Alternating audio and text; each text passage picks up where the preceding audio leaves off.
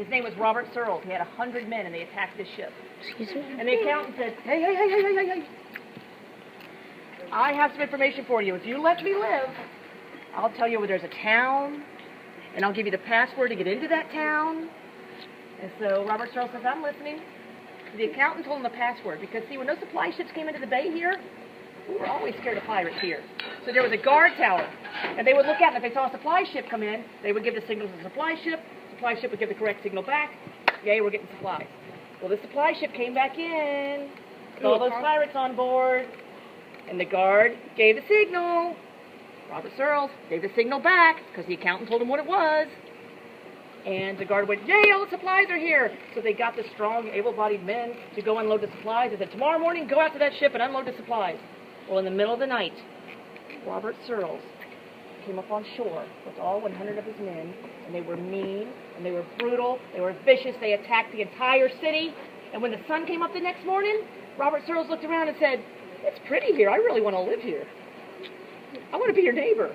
He really did. Do you think those people wanted him living here? No, they did not.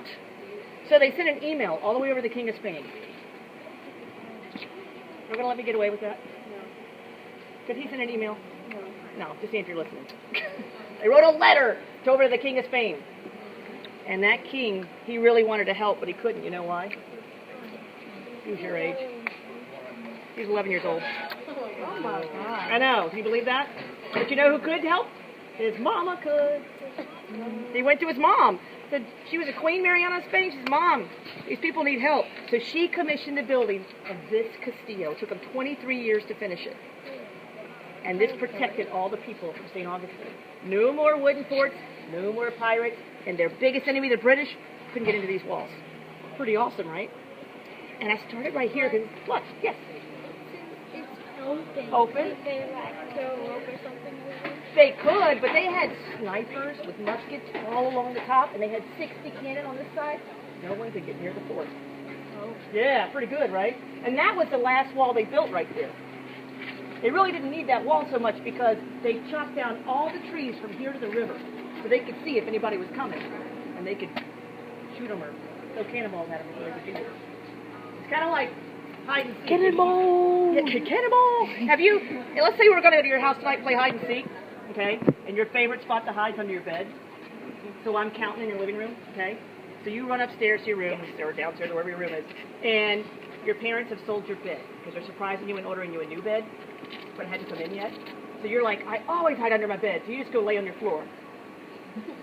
And I come in and I go, dude, I can see you right there. What are you doing, right? That's why they chopped down all those trees, because the British would try to sneak in the trees and then form ranks and hide behind trees and stuff.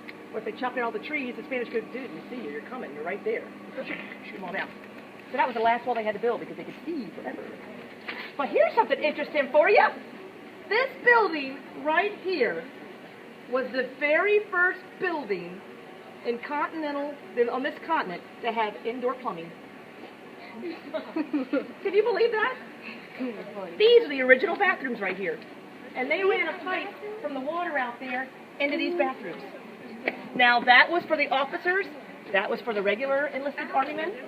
But in 1702, the British surrounded the city and started firing on the city, so they brought 1,500 of the townspeople into these walls and shut the drawbridge. And all 1,500 people were living in here. So that was the men's and that was the women's. And it only got flushed twice a day. Can you want to figure out why? No? Good guess. Remember the pipe ran out to the water out there. No? Think of the moon. Goes in the ocean, and what does that mean?